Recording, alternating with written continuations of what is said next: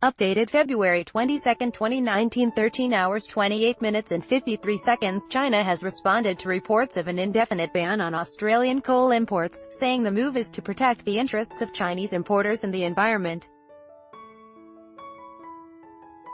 Key points. China says a ban on Australian coal is to protect Chinese importers and the environment. Foreign Ministry spokesman said the block was normal practice. He warned against baseless speculations. In the wake of a cyber attack on Parliament, customs officers based at a key port in the north of China have reportedly stopped Australian coal imports, which sent the Australian dollar tumbling yesterday. China's customs assesses the safety and quality of imported coal, analyses possible risks, and conducts corresponding examination and inspection compliant with laws and regulations, Foreign Ministry spokesman Zhang Shuang said.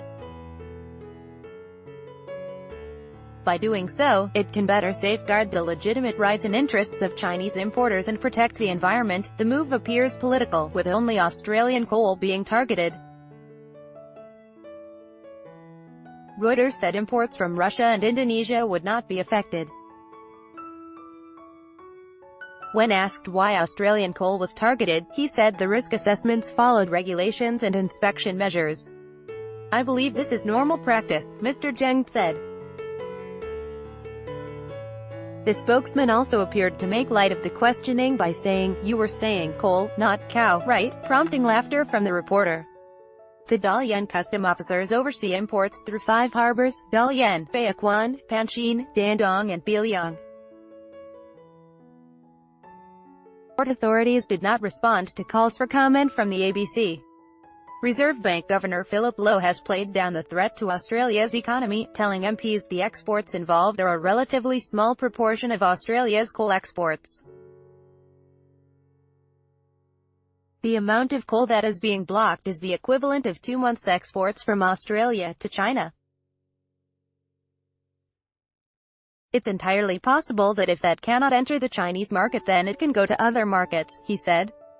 If it were to be the sign of a deterioration in the underlying political relationship between Australia and China, that would be much more concerning, a market research note from the National Australian Bank, NAB, said that Australia's trade to China through the Dalian port made up just 1.8% of Australian coal exports.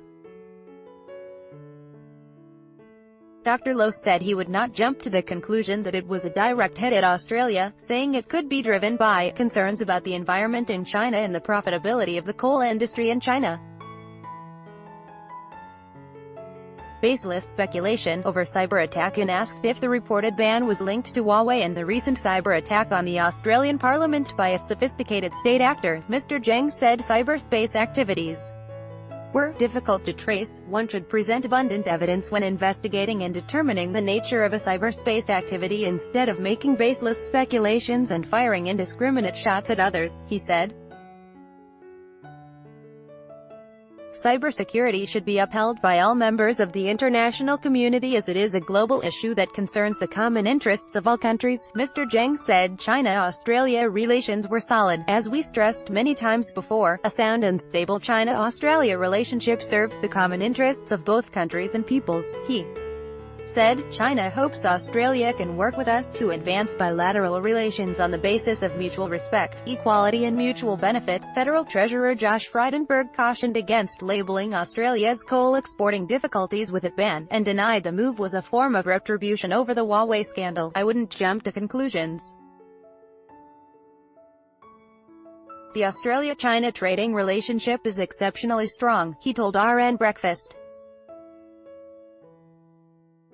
They've in the past put in testing systems in place, and as Trade Minister Simon Birmingham has said, our ambassador will be making inquiries. Our exports to China will continue to be strong as they have been in the past, he said. Australia's coal exports were worth more than $60 billion, and the industry creates 50,000 jobs. His comments echoed those made by Mr. Birmingham yesterday, who urged caution. "We can see these occasional interruptions to the smooth flow, but that doesn't necessarily translate to some of the consequences that aspects of the media might seek to leap to," Mr. Frydenberg said. Earlier this week, BHP Chief Executive Andrew Mackenzie said delays for coal importers had doubled from 20 days to 45 days and that he didn't see the issue as political. means and motive. Suspicion quickly fell to China following the reports of the hack, and the communist state had means and motive, according to Tom Ren, a senior analyst at the International Cyber Policy Center. China has a record of just wide-ranging espionage, and Australia is clearly a target for them, he said. There are a number of countries in the region who would like to know what Australia is up to, and all to some extent would be interested in Australian politics, but almost all of them do not have the capabilities to do something like this. He added that usual suspects for such attacks were North Korea, Russia and China. He said China historically hadn't covered its digital tracks well, but that appeared to have changed. He added that a dramatic drop in Australian exports could send an important domestic message. It can also look like good PR, in a warped Communist Party way, to say they are stopping Australian exports, he said. Topics: coal, trade, industry, business, economics and finance, internet technology, world politics, China, Australia. First posted February 22, 2019, 8 hours 13 minutes and 14 seconds.